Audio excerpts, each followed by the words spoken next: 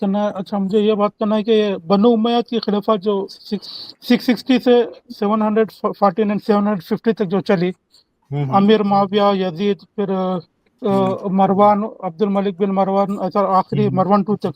इस दौर में तो हदीसों का जखीरा नहीं था, इब्न हिशाम की ही सीरत नहीं थी। तो इस दौर में कूफा और ये दमिश्क और ये जो इलाके थे ना, मुसलमान जहाँ रह रहे थे, जिनकी हुकूमत चल रही थी वहाँ पे, मतलब जी जी वो लोग कैसा इस्लाम फॉलो कर रहे थे, नमाज नमाज कैसा पढ़ रहे थे, रोजे, ज़कात, और ये जो जिंदगी में सुन्नत जो है ना, जैसे टखनों पे वो, चेहरे पे दाढ़ी, अभी जैसे तालिबान जो कर रहे हैं, सेम ऐसा था या उस दौर में मतलब कैसा चल रहा था? हदीसों का जखीरा कुछ नहीं था। इसके ऊपर कुछ आपको कुछ नॉलेज या कुछ जानकारी है रियल, वो तो कुछ बोल सकते हैं आप? यार देखें, इस बारे में ना मैं आपको ये बता सकता हूँ कि कोई खास इंफॉर्मेशन नहीं है। नहीं है। ठीक है। हाँ, 660 से 750, उससे पहले मतलब कुछ नहीं है ना, इंफॉर्मेशन? क्योंकि जी। असल में इस बारे में इंफॉर्मेशन को खास है ही नहीं है। हम्म। ठीक है।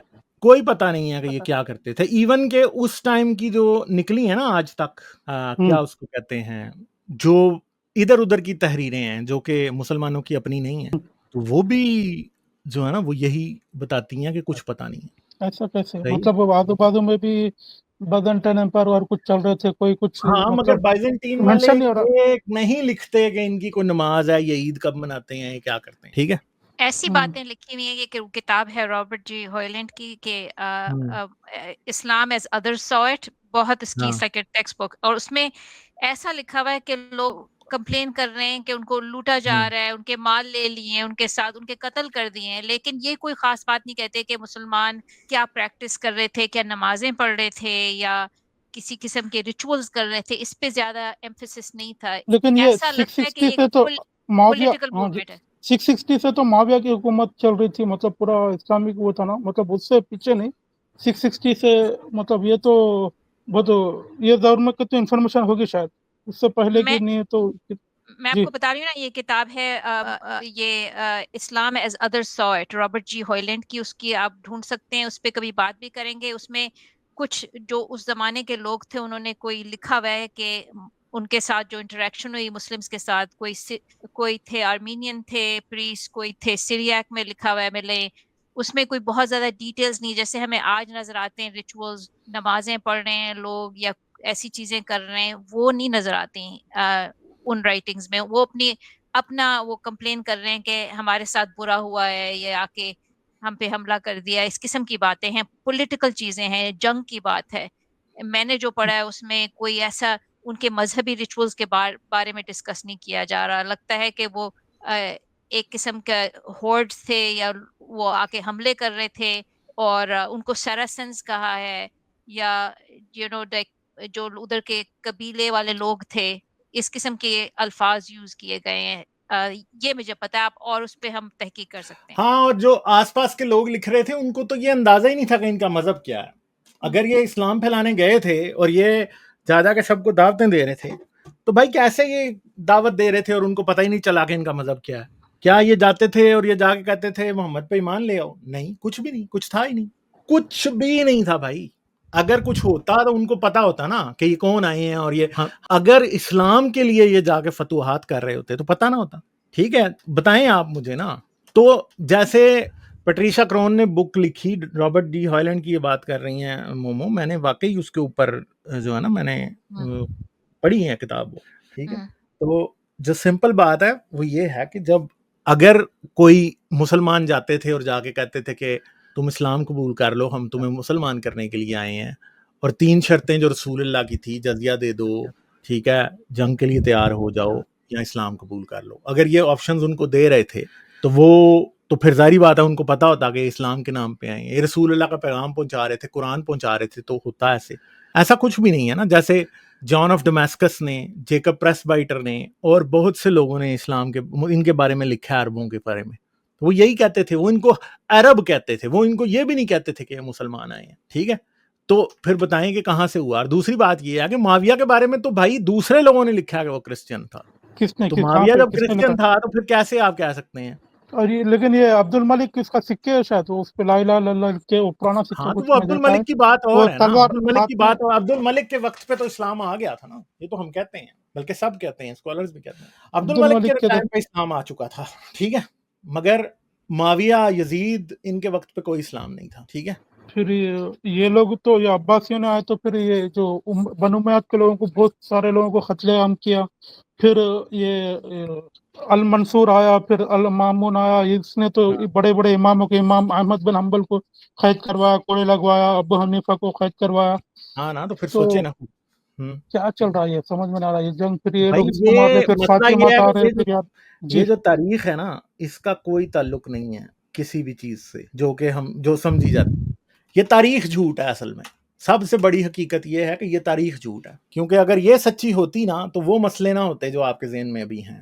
तारीख ऐसे कैसे गायब हो जा रही, समझ में नहीं आ रहा है, मतलब नहीं नहीं, ये तारीख गायब हो हदीस। यार, तारीख गायब हम्म, नहीं हो जाएगी भाई। हम्म, तारीख होती तो गायब होती ना। हम्म, तारीख ये गायब नहीं हो जाएगी, तारीख होती तो गायब होती। जो हुआ है वो तारीख नहीं है, ये इन्होंने बाद में इन्वेंट किया सब कुछ, ठीक है, समझ ये गए। जो इमाम, हाँ, इमाम बुखारी रहमतुल्लाह अलैह, वो 811 में आए हुए हैं ना, वो शायद उन्होंने 811 में हदीसें पूरे जमा किए, उनकी पैदाइश 811 या कुछ 700, वो हाँ पूरा हदीसें जमा कर रहे हैं। जी जी, तो फिर बताइए। तो मतलब वो कहाँ से ले रहे हैं, वो सब पूरे हदीसें जमा कर, अब तो हाँ, इसका तो हम 250 साल बाद इस्लामी के हदीसें कहाँ से ले रहा है, यही तो हम पूछते हैं हमेशा ना। मतलब यही है ना, वो लोग को मैं तो उलमा को पूछता हूँ तो ये लोग बोलते हैं कि, हमारे उलमा बोलते हैं कि उनका जहन बहुत तेज था, सब याद, उनकी याददाश्त बहुत तेज थी, भूलते नहीं थे, फलाने, हाँ, वो तो तो इनसे उनसे सुना, ऐसा अगर मतलब यादाश्त सनद के तेज साथ। थी, हाँ, वही जवाब मिलता है। जी। अगर यादाश्त तेज थी तो फिर कहाँ गया सब कुछ। और दूसरी बात यह है कि जब वो हजरत मोहम्मद के दौर में था ही नहीं, तो यादाश्त उसकी चाहे जितनी मर्जी तेज हो, क्या कर लेगा वो। प्रॉब्लम तो वही है ना। एक हमारे उलमा ये बोलते हैं कि लिखते थे, जब भी लिखते थे हुजूर सल्लल्लाहु अलैहि वसल्लम के एक हदीस बोलते हैं कि साहबा लिखते थे, हर चीज लिखते थे, तो हुजूर सल्लल्लाहु अलैहि वसल्लम बोलते हैं कि मेरे मुंह से गुस्से में भी हक ही निकलेगा, इस तरह जब भी लिखा करते थे। इस ये भी एक बोलते हैं ना हमारे उलमा से। ये नहीं सुना है मगर, आपने? हाँ जी। मगर कब कब कहाँ गया फिर वो सब कुछ ना। बात तो ये है पूछने वाली ना। जी जी। हम्म। और ये मतलब, और एक ये बात भी जरा थोड़ा समझ में नहीं आती कि हर चीज में यहूदियों की मुखालिफत करना, मतलब वो लोग अगर दाढ़ी नहीं रखते तो हमें दाढ़ी रखना है, वो लोग नहीं मूछे नहीं, वो रखते हैं, क्यों नहीं रखते, रखते यार, क्या हो गया, ये तो उनकी कॉपी करते हैं। मुखालिफत अरे करना है आप, मतलब हर चीज में मुखालिफत करना, ये बताते हैं ना, हर उलमा ये यार, बोलते हैं। हाँ, हाँ जी। नहीं नहीं, इस्लाम और यहूदियत बहुत मिलते हैं भैया, क्या हो गया, बहुत ज्यादा मिलते हैं। बहुत मिलते हैं, और लेकिन उसमें हाँ कई हदीसें हैं जिसमें लिखा हुआ है कि आप तुम यहूद और नसारा की तरह कपड़े ना पहनो या हाँ, ड्रेस ना उनके करो या बाल मुखालिफत ना करो, रंगो, हर चीज में उनकी मुखालिफत करो, और ये बाल कहते हैं। काले ना हाँ रंगो, बाल काले ना रंगो, बालों को ऑरेंज रंगो उससे, मेहंदी से, क्योंकि काले, उनका मेरे ख्याल में यहूदी काले रंगते थे अपने बालों हाँ, को। वो लिखा हुआ है, ये बात लिखी हुई है। ये है नहीं, और वो रोजा भी वो लोग कोई, मूसा अलैहि सलाम को वो फतेह होने के बाद एक रोजा रखते हैं, तो फिर 2 दिन रखने का है ना रोजा, उनके मुखालिफत में वो लोग 1 दिन रखते तो 2 दिन रखने का, ऐसा है ना।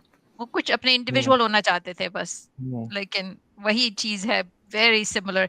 मुझे एक ये चीज नजर आई कि उनके यहूदियों की अपेरेंटली ईद उल अजहा जो होती है उसी किस्म का लफ्ज है, अकीदा या पता नहीं एक और लफ्ज है, जो आइजैक को जब वो सेक्रीफाइस करने गए हैं, वो उसके उसको एक्नॉलेज करते हैं, कोई बहुत मिलती जुलता ट्रेडिशन है। हाँ ना, आइजक का नाम आइजक है ना, तो उससे ही नाम हाँ इन्होंने, अरबी में और इब्रानी में उसका नाम इजहाक है।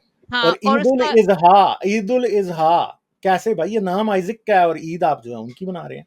और आकिदा, इस्माइल की, ये कैसे आकिदा हो कहते सकता हैं है। इसको, मिलता जुलता है ईद उल अजहा हम्म, से, आकिदा, आकिदा। और हम्म। वो एक्नॉलेज करता है कि जब आइजैक को वो सेक्रीफाइस करने गया, उसको एक्नॉलेज करता है उस हॉलिडे को ये सब चीजें ऐसा लगता है कि इस्लाम में सारी कॉपी है ना, कॉपी की कॉपी हुई। तो है, जाहिर बात है वो है नहीं, मगर एक बात भी है ना, ये असल में इसको कॉपी कह देना भी क्रिश्चियंस का वो है ना, असल में ये क्रिश्चियंस अपनी वो छुपाते हैं। खुद ये उन्होंने भी कॉपी की कॉपी हुई। कॉपी नहीं है असल में, ये वो क्रिश्चियनिटीज हैं जिन्हें जूइश क्रिश्चियनिटीज कहा जाता था। और जूइश क्रिश्चियनिटीज ऑलरेडी वो मानती थी जो इस्लाम, जो यहूदियत मानती थी, और वो ही बाद में इस्लाम बन गया, ठीक है। तो वो जारी बात है कि वो अपने साथ कैरी करके ले आए ना वही चीजें, तो ये चीज है। ये मजाहिब का इर्तिका है, कि ये मजाक का इर्तिका है असल में। जी ये वो लड़ी है ना पूरी जो चली आ रही है। जी ठीक है जी, और कोई बात? हाँ ना वही बस इस पे ही है, वो मतलब वो मैं बहुत सारे खुतबों में और ये जो बयानात इज्तिमा में सुनते रहता हूँ ना, हर चीज़ में यहूदियों की मुखालिफत करना है और क्या बोले तो इतने हर चीज़ में मुखालिफत करना है। और इनके ये लोग अभी बनी खुरैज़ा वो लोग खुद यहूदी खुद ये लोग नहीं मानते कि उनके साथ बनु खुरैज़ा का वाक़या हुआ है या बनु नज़ीर का जो वाक़या हुआ ये लोग को दर-बदर किया गया या वो हुआ, वो लोग खुद नहीं मानते। मतलब इस ऐसा समझ नहीं आती है बात कुछ। चलें, काफरों का काफिर ने कहा wow very nice awesome and lovely stream. बहुत शुक्रिया काफरों का काफिर आपका, थैंक यू आपकी सुपर चैट के लिए।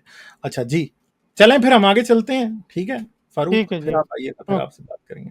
मुकम्मल वीडियो देखने का शुक्रिया। जाने से पहले लाइक, सब्सक्राइब और शेयर जरूर करें। ये चैनल आप लोगों की सपोर्ट से चलता है। आप मजीद सपोर्ट के लिए पेट्रियन या बाय मी अ कॉफी भी इस्तेमाल कर सकते। इन दोनों का लिंक वीडियो की डिस्क्रिप्शन में है। आपकी सपोर्ट मेरा हौसला बढ़ाती है। आपकी सपोर्ट का शुक्रिया।